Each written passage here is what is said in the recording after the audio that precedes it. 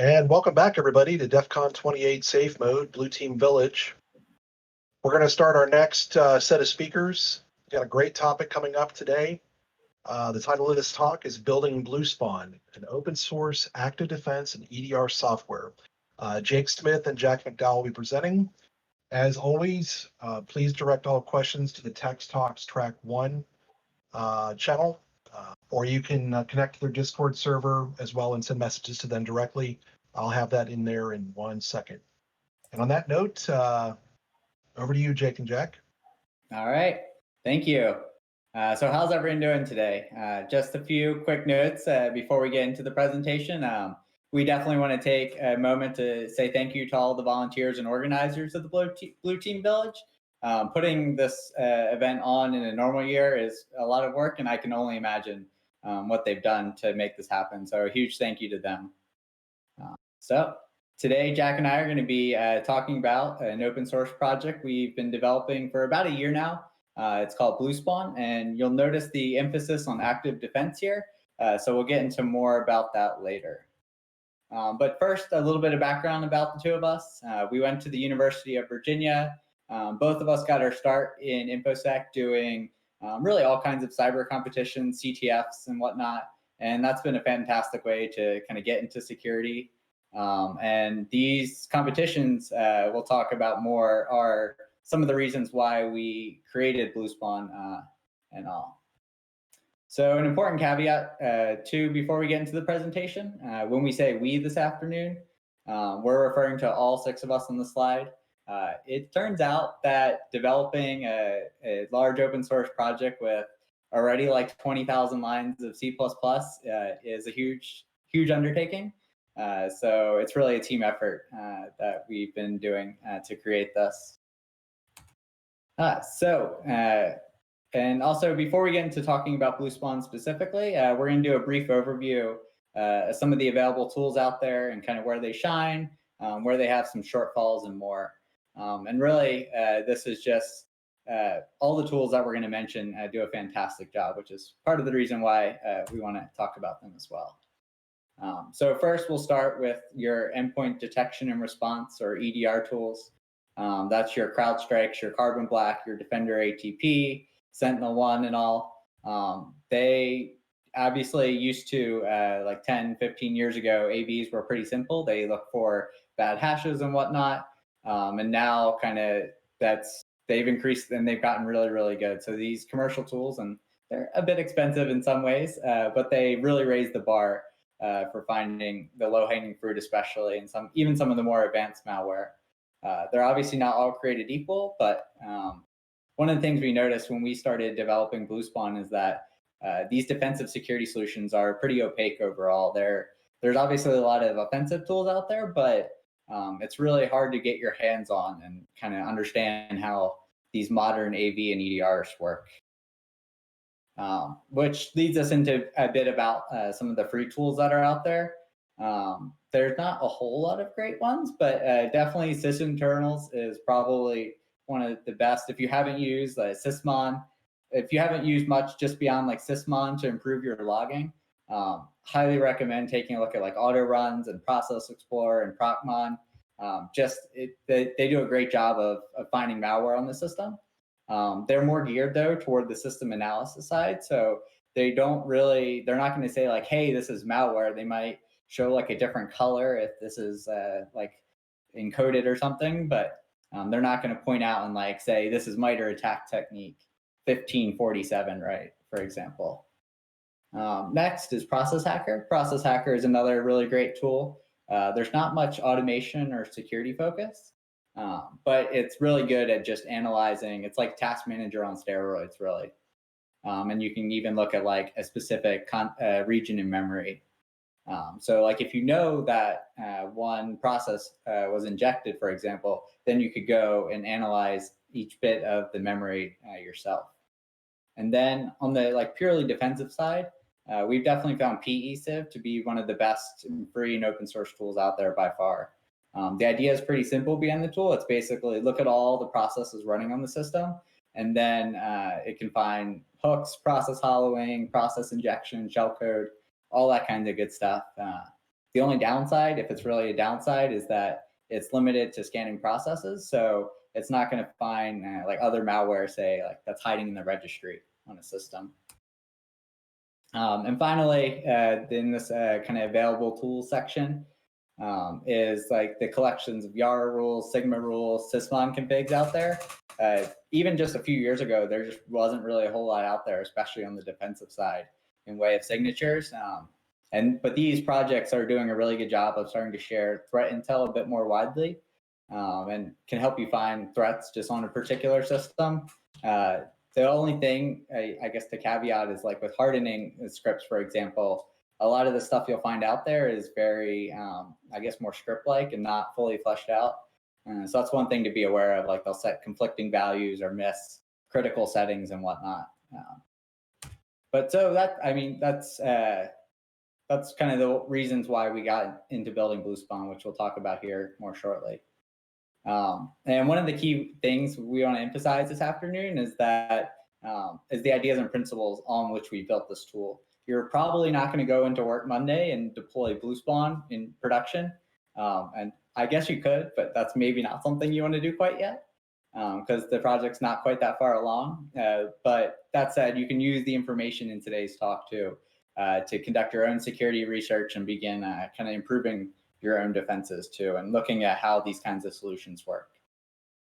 So with all things, all great ideas, I guess, start in Slack and whatnot. So this was, I went into our archives, this was last year, like we started with this really simple idea, like what if we could like scan one particular thing, like look at just registry run keys, like as a way to detect threats and whatnot on a system and like an open source tool. And we didn't find a whole lot out there. So that kind of led us to creating BLUESPAWN. And as I said, we are students, so we compete in a lot of these different cyber defense competitions and whatnot. And honestly, frankly, I tell some people that I just go to school for competitions and all. But basically, these cyber defense competitions are basically you get a network and you're asked to secure it against active attackers who, unfortunately for the students, are industry red teams. So you can imagine how that kind of thing goes. And the red team pretty much always wins. So in these competitions, though, we can't use commercial tools and we can't bring in scripts. So we have to rely on open source tools. So that's kind of another reason why we focus so heavily on the open source aspect. And so we built BLUESPAWN on one really particular focus, is that we want to be able to stop threats as quickly as possible. So think that you should be able to run this tool and find as many, if not the majority or more, of all of the malware that's running on your system as quickly as possible. And so that is where the idea of active defenses comes in. And then the next is coverage. So when doing these cyber defense competitions, it's time limited. You're stressed and whatnot. So you don't have the luxury of, say, being able to look at everything very closely, and you can't pull up Process Explorer and look at every individual process to hunt for process injection. So our idea is that if you can get 60, 70, 80% of the way there on finding the most common threats, and you know what your tool is going to be looking for, you can spend more time on those other areas as well. And finally, open source software. So this is a call to everyone out there. There's a lot of stuff on the offensive side, but there's just not really as much on the defensive side. So definitely building more open source blue team software, I think, is really important and is a great way for people to learn about how these kinds of things work and how you might detect, say, one particular technique in the attack matrix. So as time went on, from that simple idea that we posted a while ago in Slack, we started moving BLUESPAWN towards what you might term as call an EDR type solution today. So that's where it's doing continuously monitoring, and we're asking questions like, what if we could just deploy BLUESPAWN across a whole network like you might deploy like Falcon? This is kind of the ideas that we're heading towards as we spend more and more time developing this. And then also proactive defense. So like it's not enough that you can detect malware and respond to it, right? We also, one of the core focuses is the idea of being able to prevent these malicious activities in the first place. So we've talked a lot about active defense so far, but what do we really mean by it? And how does BLUESPAWN approach the idea of finding anomalous or malicious behavior? That's kind of what I'll get into in this section. So typical antivirus or EDR products are meant to kind of run in the background behind everything, only raising alerts and acting when there's something definitely bad going on. For their use cases, this is a very good thing. People don't want alerts about everything that may or may not be malicious.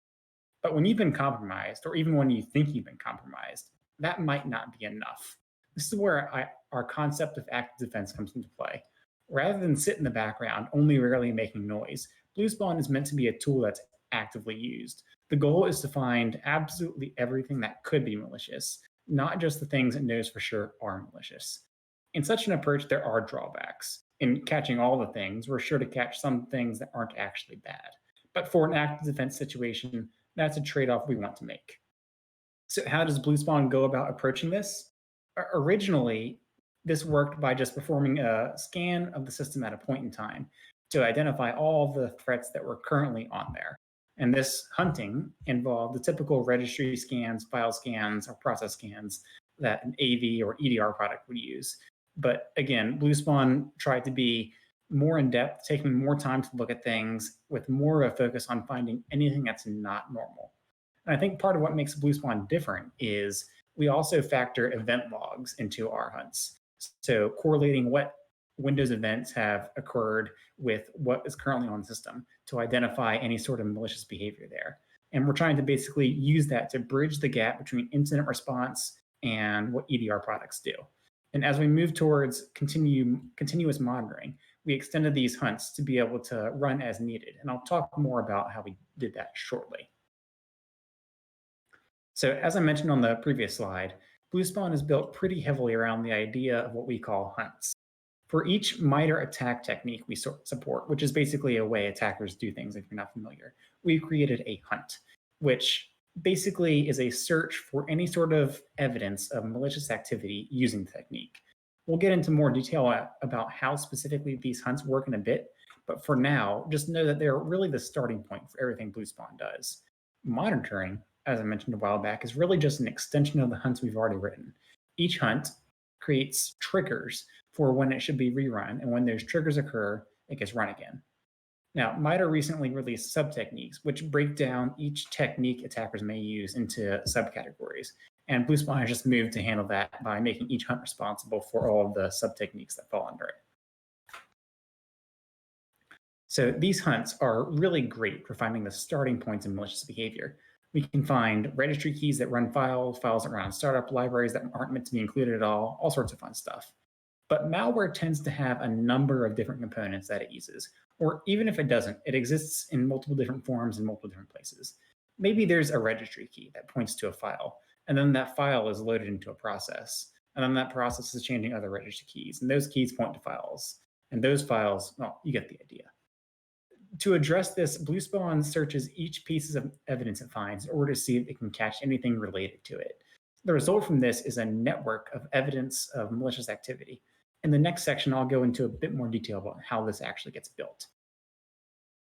Now that I've given a higher level overview of our methodology, I'm going to take a deeper dive into the different things BLUESPAWN can do with a focus on how it does them. And this section is going to get a little bit technical, but I'll finish it with a more broad overview if you don't catch anything. So before I get into any of the features, I want to preface with a disclaimer. BLUESPAWN is still in alpha development. So far, we've been mostly focusing on infrastructure, that is, building out the core of the features I'm getting into. Everything I'm presenting is currently implemented, but it's not entirely without its bugs. And the biggest example of what I'm talking about is our scanning subsystem. I'm going to say things like, this is where BLUESPAWN scans X, but the actual scans performed are new and not necessarily heavily tested. At this point, I'd say a lot of the features described here are better talked about as a framework than a fully fleshed out product. And none of this is to say BLUESPAWN isn't effective. We spent a long time building our hunts and expanding our coverage, and it's proven to be pretty good at its job, as Jake will showcase in his case study section. And now that's out of the way, onto the features. BlueSpawn has 5 major components, each of which we'll discuss in detail in this section. There's Mitigate, which applies security settings, Hunt, which runs the hunts I was talking about earlier, Scan, which determines how bad detections really are and finds associations, Monitor, which hunts over time, and React, which handles responses to what hunt mode and scan mode have identified.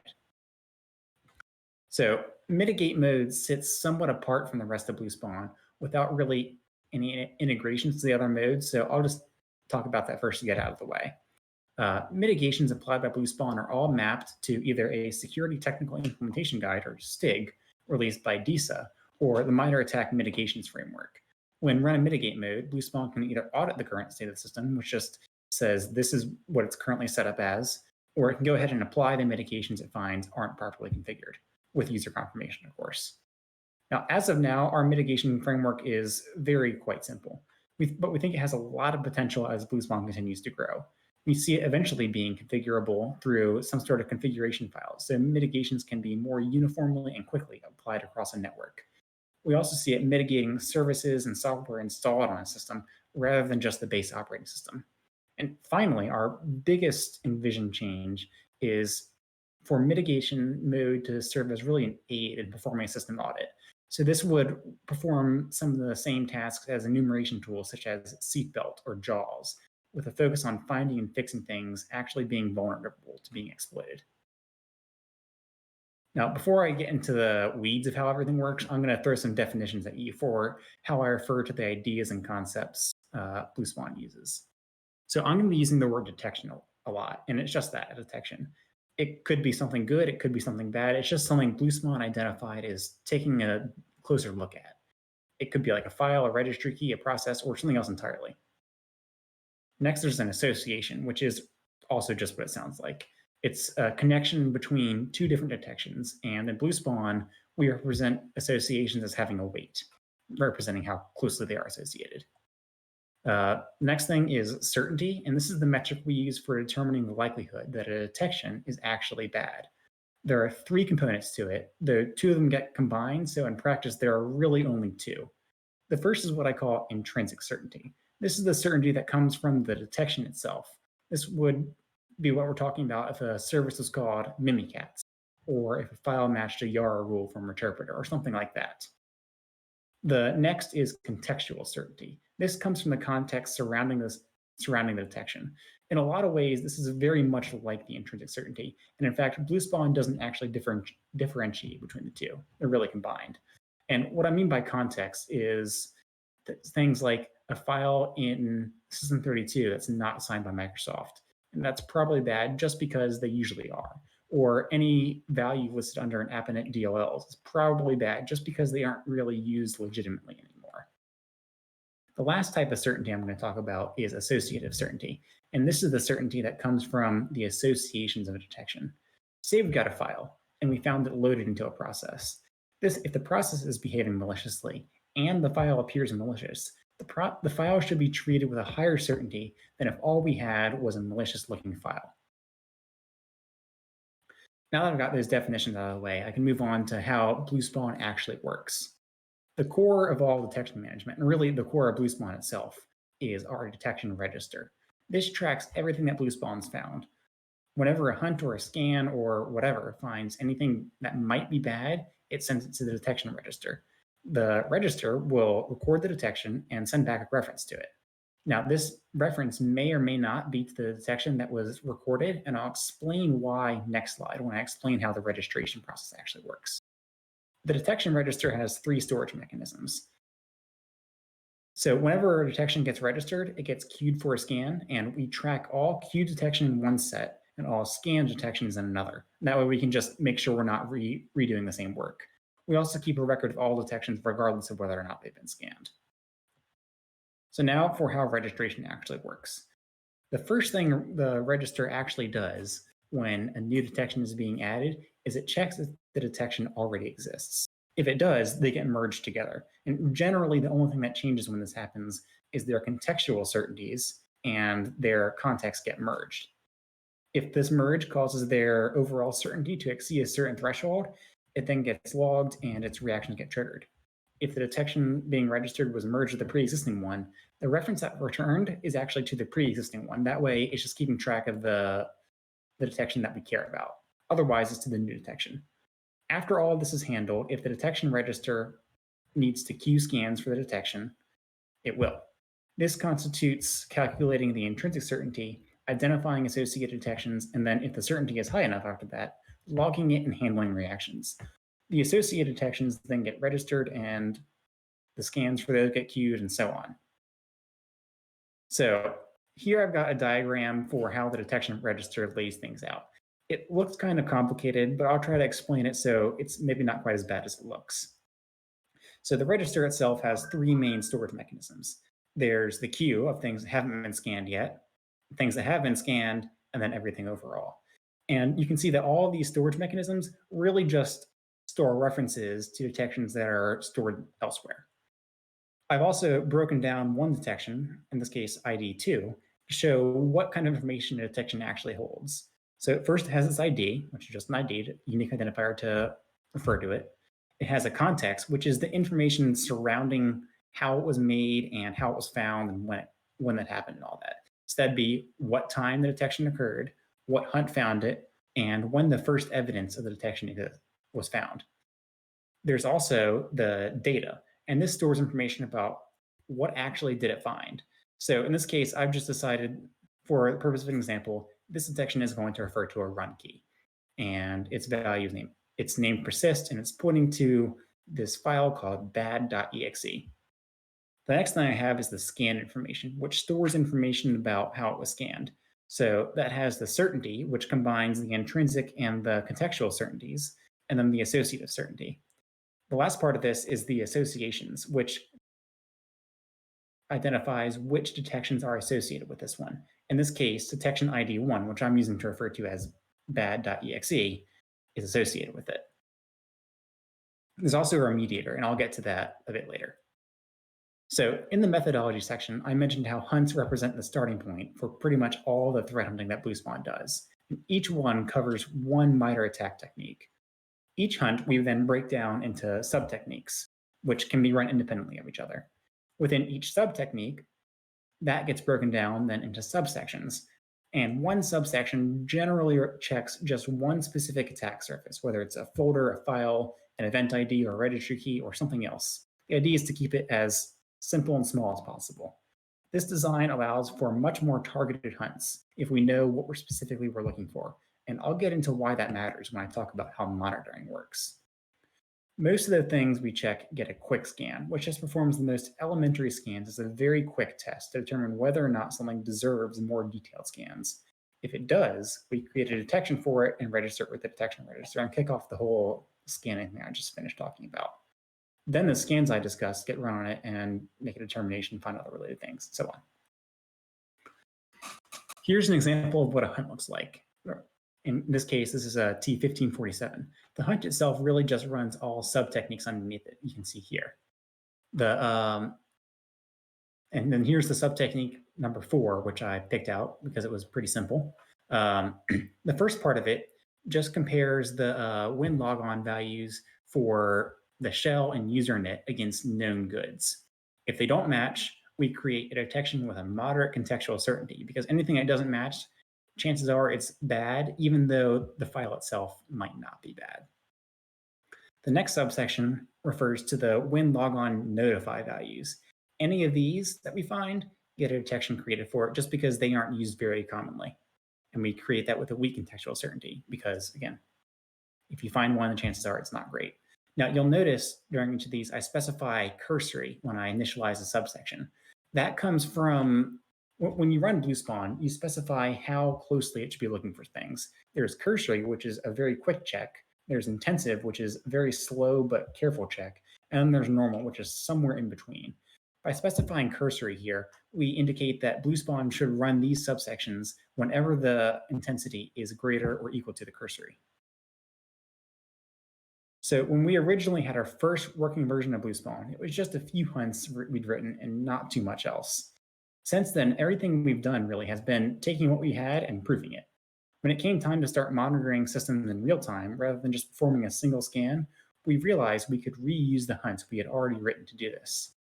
Each hunt we created defines a number of events that indicate something pertinent to the hunt has changed. For example, we might make an event watching a folder for new files or old files being edited. When the event gets triggered, hunts that care about that folder get rerun. Of course, there's some obvious inefficiencies in this, which is a big reason why we divided hunts into subsections. Now, when hunts create events, they specify which subsection should get run for each event. Now, I'll admit, monitoring is unfortunately one of the areas that hasn't received as much attention as others. It's certainly functional, and it's effective at watching for things that hunts can catch, but so far we don't have that much that acts based off of behavior alone that we observe while monitoring.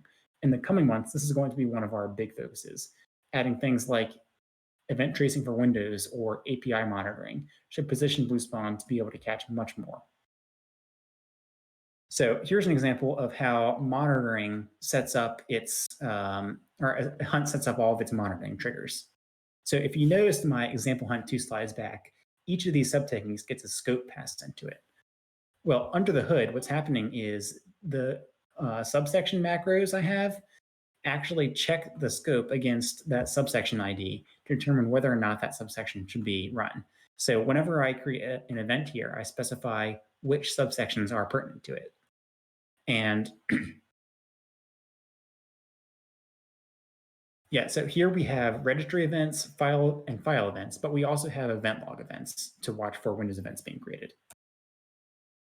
So the last component I'm going to talk about here is the reaction framework. As the name would imply, this is responsible for taking care of detections that BLUESPAWN has determined are bad. Since BLUESPAWN is designed around finding as much as possible and is bound to have some false positives, most things here require some sort of level of user confirmation before taking action. Now, obviously, when I delete a file, it's no longer an active threat, but there's still a reason for BLUESPAWN to track it. To handle this sort of situation, each detection has a flag where we mark it as stale or not. Whenever reaction mitigates a detection, we mark it as stale, so that way other reactions don't go and try to mitigate it their way.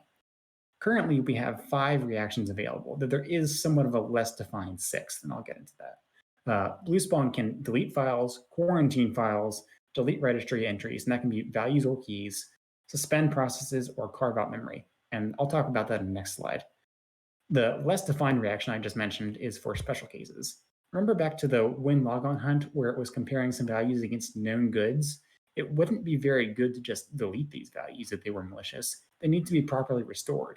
And to handle things like that, when a detection is created, it can be given a custom remediator. This remediator gets precedence over all other reactions if it's present. Now, as we continue to develop BLUESPAWN, we of course intend to continue adding reactions and improving the ones we do have. Future reactions might include things like deregistering service or blocking certain commands. So I promised that I'd get into more what I meant by memory carving, so here we are.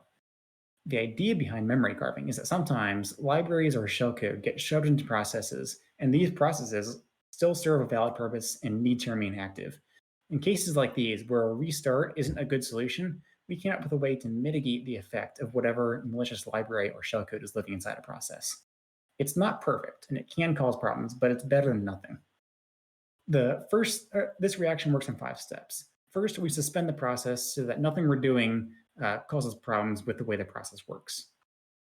First, what we do is we enumerate the threads in the process, searching for any thread whose stack overlaps the memory section in question. And that basically is an indicator that the thread is acting based off of what that malicious memory section wants it to do. If or when we find this, we kill any thread that does that. Since malware generally doesn't like to share a thread with something benign, it shouldn't kill anything important to the process.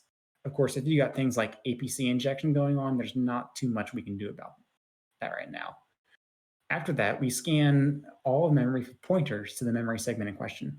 If or when we find them, we check the address in question. If it's data, we patch it with 0, so it can't read anything important there. If it's code, we patch it with return instruction, so if it ever tries to call there or jump there, it gets immediately bounced right back. Then we go through and patch the entry point and all functions that are exported with return instructions, so anything trying to run any function inside the memory gets messed up. This can cause problems if we end up patching any function that requires the callee to clean up the stack, but without extensive work to figure out how much the stack needs to be cleaned up, there's not too much we can do. Once we're done with all that, we resume the process and let things continue. We have tested this with a couple different pieces of malware, including Cobalt Strike beacons and Meterpreter, and it seems to work without causing too many problems. Unless processes are storing function pointers in an abnormal manner, it should be very difficult to get anything in this memory segment working again after what we do occurs. Now, we are working on a few features to improve the stability of this. This includes things like forcibly walking threads back instead of just killing them, or finding out how much the stack needs to be cleaned up when patching returns, or properly unloading libraries as seen in Process Hacker rather than just breaking them. Now, BLUESPAWN would have been nearly impossible to build from the ground up without any libraries or integration. As has been a major theme in our presentation, the MITRE attack framework has been invaluable in providing guidance around what sort of things we should go for. YARA and YARA rules written by the community have provided immense value in being able to scan files and make determinations. The STIGs around which we built our mitigations make it very clear what we should prioritize and give us a framework to convey our coverage. Finally, PECIV is a great open source tool we use to scan any process for any sort of fileless execution or any form of execution that's not properly mapped to a file. In summary, BLUESPAWN's abilities can be broken into three categories: prevention, detection, and response. Under prevention, we have mitigate mode, which integrates STIGs and MITRE's attack framework. Under detection, we've got monitor mode, which watches for changes to rerun hunts, hunt mode, which is built around the MITRE attack framework, and then checks these threats. Scan mode then analyzes what was found in hunt mode to find associations and make determinations. And finally, under response, we have our reactions, which aim to mitigate or remove the threat, and then logging to report what was found. All right, so that was a lot, but we wanted to really give you a deep insight into kind of how some of these AV and EDR type programs, and obviously BLUESPAWN in particular, work. And so now we're going to move into talking about just like seeing the tool in action, right? So we're going to walk through a case study with some kind of specific point in time screenshots of BLUESPAWN catching malware, and then also we're going to have a video of kind of the tool in action. And I mentioned cyber defense competitions have been a really important learning tool at the beginning. So first, I want to emphasize that again. The largest is probably CCDC, and it's held in about 10 regions across the US with qualifiers, regionals, and nationals, and about 230 universities compete each year, actually. So that's one way if you're looking to volunteer to help in the community. Highly recommend looking into a competition like that or others. So these competitions are basically what's known as an inherit and defend competition. The student teams work in a group of 8, and they're basically work as a fictional company. So like they have a whole set of networks they have to defend, and typically that's on-prem. There's some cloud aspects, and that's usually done in like ESXi or AWS. So here you can see an example of a network map from actually last year. So you have some on-prem workstations. There's like a on-prem cloud, if you will, and like ESXi. And then there's even like an AWS component. And you'll see the stuff in there ranges from Windows Server 2008, so like really old stuff, to Windows Server 2019 and every flavor of Linux distro, really. So they kind of emulate a modern corporate environment the best they can. And there's, of course, stuff like Exchange and web apps and databases and all. And so basically there's 2 goals in these competitions. You have to keep your services online, and then just like you would in a real company, and then you have to stop the red team from really just totally destroying everything. And really, frankly, that ends up in situations like this. So on the left-hand side, you see this is from the national competition this year, and it's where a picture of the red team's Cobalt Strike instance, where you can see they just have pwned dozens of machines against this poor team. And they also do things like defacing the websites and RMRFing boxes or overwriting MBRs when they get too much access. But really, what that means is that in all reality is that these are a great testing ground for defensive tools, right? So the red team spends all year writing malware for these competitions, and are probably watching right now. So hi, red team. But so their tool set is everything from like Metasploit and Cobalt Strike, what's pretty commonly used, to really custom malware that's just written for the purposes of CCDC. So with that kind of backstop in mind, we're going to look at some example screenshots of BlueSpawn. So here we just have the system. There's 2 Cobalt Strike beacons running. One is just an HTTP beacon, and then the other is an SMB beacon living in Explorer.exe. And so this is how BlueSpawn goes about finding it. It's looking at when Jack talked about process injection earlier and the carved memory reaction. You can see BlueSpawn's finding the malware in both Explorer.exe and then also in the PowerShell that's running. And then it starts prompting the user like, hey, we found this malicious activity, and all the user did was just run BlueSpawn. And then it's offering to kill the threads. And once it kills it, then we reach a situation like this where those beacons basically just stop calling back in. So that's an example of how BlueSpawn is responding to the threat. And here's another classic threat. It's not used obviously as much now, but the sticky keys backdoor is where the registry key is configured with command prompt as a debugger. So BlueSpawn's able to look for that, and that's T1546 subtechnique 8, if you're following along on the MITRE attack matrix, right? So it knows to look for that, and then it goes and finds it, and it lets you remove that option. Next, this was probably one of the coolest examples we saw at a cyber defense competition that BlueSpawn caught earlier this year. Windows has these things called authentication packages and notification packages. And these exist in like the LSA subsystem, which is used for authentication and all.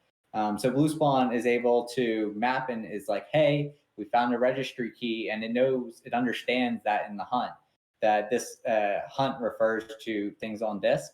So then it goes and correlates that with the file associated with it. So we have 2 detections, one for the file and one for the registry key that contains the badness.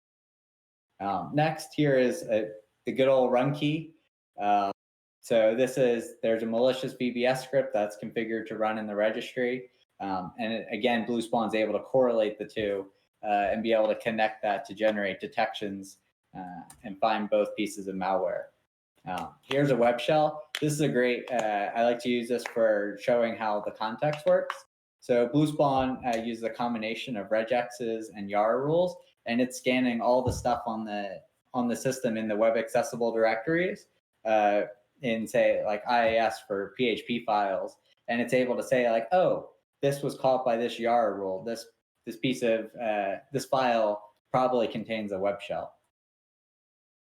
And the next here is a pretty simple example with like backdooring services. So attackers like to do this, of course, to get their malware to persist. And they can do this in a lot of ways. And so this is just a very simple example. But BlueSpawn will scan all the services on the system to find which might contain a piece of malware or what service is suspicious. So we want to get some feedback on Red Team, of course, when we made this tool. And this was actually probably one of the first years they've ever had to contend with an open source tool being built by one of the teams. No one's really done that before just because it's a lot of work. And if other teams are using it, then maybe you're not getting quite as much value out of it. But I think it worked out really well. And as you'd expect, our red teams spend a lot of time analyzing the tool since it's open source. So the attackers know exactly what it can detect on, which is, it's a bit hard to, when you think about it, you're like, I don't know if I want the red team seeing it. But what we found is that it really pushed the attackers to move to new techniques. So they couldn't just rely on the same things over and over again because they knew we were going to catch that. So it forces them to keep moving and shifting their tactics, which means they might be less detectable, but it also really increases the barrier to make it harder for them. And honestly, one of the coolest parts is that the red team unveiled something called Red Spawn this year. So that was a tool that was apparently supposed to attack and defeat BlueSpawn. So that feels like a validation to us for sure that BlueSpawn is effectively killing stuff that they used to rely on. So from the blue team perspective, what we found in our experiences and other teams and all is that BlueSpawn works kind of like an EDR product that you'd expect to. So you can it'll identify and respond to malware on the system. One of the cool things we found is that it's like a force multiplier, especially in these active defense situations. So imagine if your tool's deployed out across the multiple systems, right? You don't have to manually look through all like the auto runs yourself. It'll just flag which ones are most likely to be suspicious. And that way you can spend more of your efforts hunting where it counts to find the malware. And so that's really important. So we prepared a little demonstration of what BlueSpawn looks like in action and how it can be actually used to hunt and then destroy malware. So I prepared a Windows Server 2012 R2 VM here, and I filled it up with a bunch of different random pieces of malware and persistence. So you can see here that I've got 2 active interpreter sessions on it, and I'm going to use BlueSpawn to go hunt and destroy them, among other things. So first I'll show you BlueSpawn's help menu just so you can see all the options it has, and that's a pretty simple interface. Because I want to go find bad things, I'm going to run it in hunt mode. I'm going to specify a normal aggressiveness just because I don't need to go too in-depth to find anything. When I find stuff, I want to react by deleting files. So I use the delete file reaction. I want to remove values, so remove value reaction, and carve memory. And then I want to log to a file so I can view it later, and then the console so I can see it now. Just press enter, and now it runs. That's pretty much all there is to getting it to run. So here it found a process injection into SVC host PID 632, and I'll open it up in a process hacker. So you can see here that it actually tells me the memory address where it found the injection. So I can actually go take a look at that in process hacker. And you'll see here that it's RWX memory section, which generally is not a great thing. So I'll go ahead and carve that out. And here it found a couple more, so I'll go ahead and carve those out too. And here it found some process injection into WinStartup.exe. And so I'll go ahead and carve those out.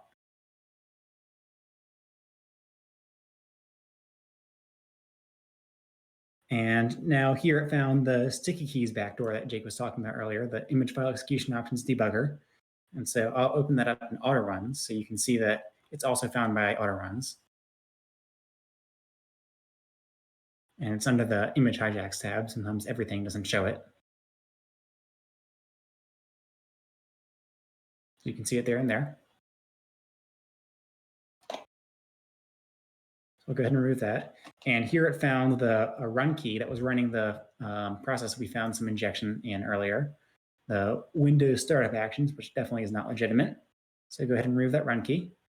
Here it found a NetSH helper DLL, which is a sneakier persistence technique. You can see it in regedit.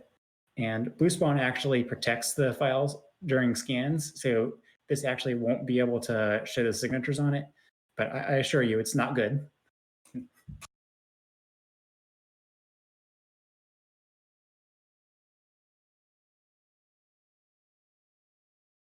So we'll go ahead and remove that value there. And now it found a PHP web shell we can go ahead and remove. And here is the malicious service. So go ahead and remove that. Now, for some reason, auto runs can't find it, but I'll show you in this command prompt that it absolutely is there.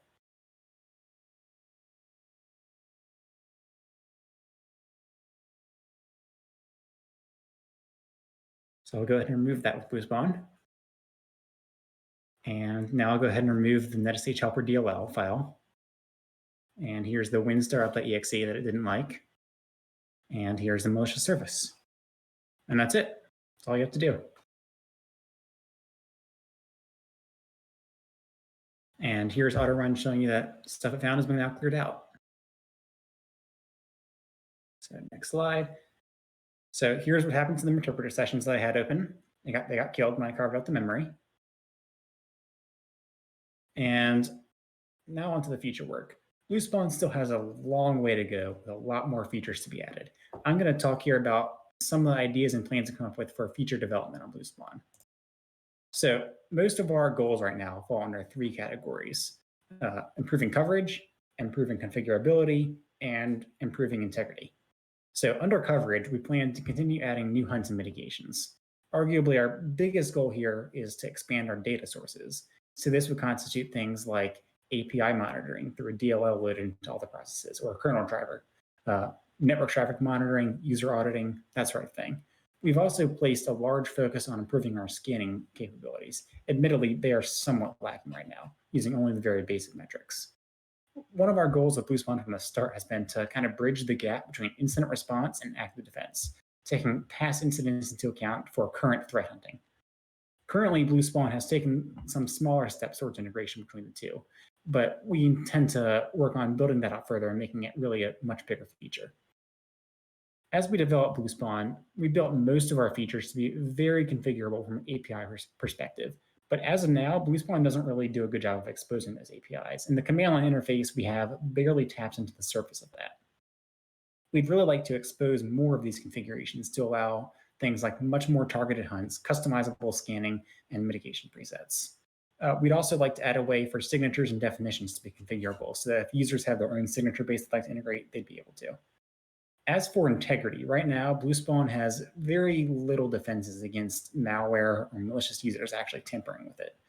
To that end, we intend to work on hardening BlueSpawn itself, making it much more difficult for a malicious process from modifying it or causing problems with its execution. And this would most likely be through a kernel driver.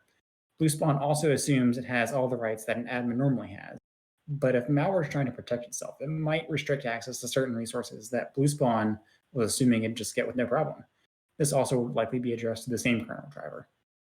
Finally, and this is more of a development feature, we intend to set up detailed atomic red team tests, which are basically tests that test against one specific malware technique to ensure that each build has proper coverage for everything it should. Now, everything I've presented so far has been focused on our Windows client, but our plans go a lot beyond that. Just this past week, actually, we finished porting a version of BlueSpawn over to Linux, where we are now able to write hunts and mitigations. The Linux client is a decent bit behind the Windows one in terms of capabilities and coverage, but we plan to have an initial release at some point soon. We've also begun developing a server used to deploy BlueSpawn across a network and then aggregate the logs and manage the clients at scale. This server is still in its early stages, but we plan to ramp up development in the next few months. Finally, the last major component to BlueSpawn is the cloud. Now, this is a long way off, and I'll admit we haven't even started thinking about developing it yet. But the idea is that the clients or servers could send off malware to the cloud to perform better, more detailed scans, likely doing some form of sandboxing or heuristic analysis. This could also serve as a threat intelligence repository, sending out IOCs to clients and servers. So we've talked a lot. Hopefully we've given you a really good overview of kind of at a high level, like why we built BlueSpawn, a bit really into the weeds of how it works and how these types of solutions really work in the real world, and then kind of showing you what it's like in action, right? So we're going to conclude. First, remember that BlueSpawn is very much still in the alpha stage. So it can detect a lot of the most popular techniques, but there's certainly some things that it's going to miss, and it's a bit rough around some of the edges.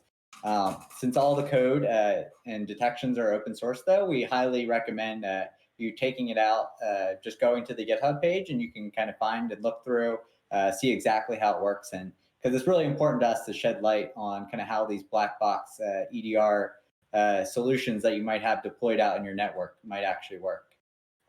And we also want to extend a huge thank you again to the community projects that are listed here.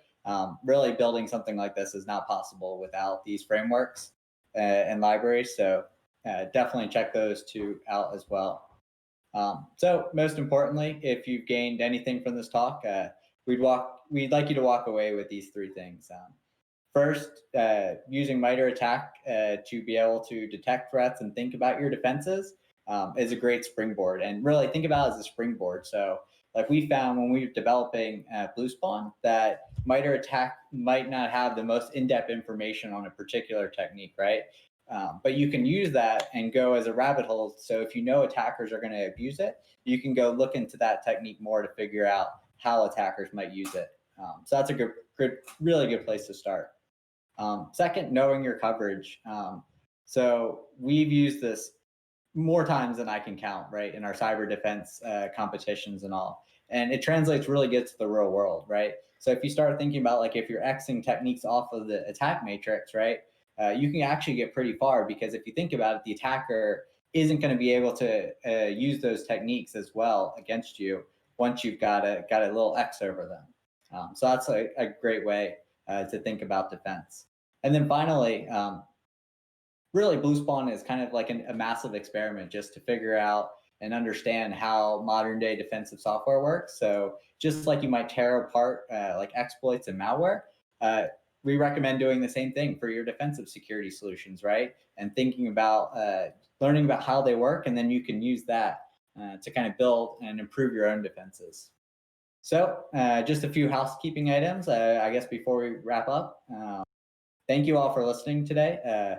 We hope you've had as much fun as we have in creating this and talking this afternoon. We also would like to thank the conference volunteers, right? This would not have been possible without all of their hard work in setting up the streaming and just making it all flow.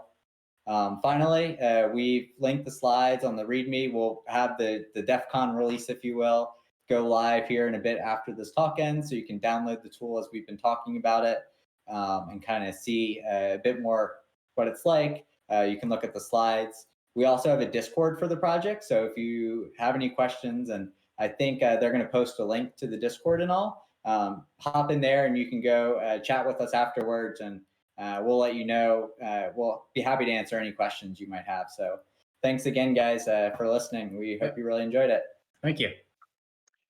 Well, thanks, Jake and Jack. That was a great talk. Look forward to see what BlueSpawn continues to develop into, and we appreciate you coming out to DEF CON and presenting to us. As a reminder, as they've got up here on the slide, the Discord channel takes you over to their server. It is also up in the general, under the general tab of our Discord channel, as well as a link in the actual text talk channel as well. Other than that, have a great day, guys.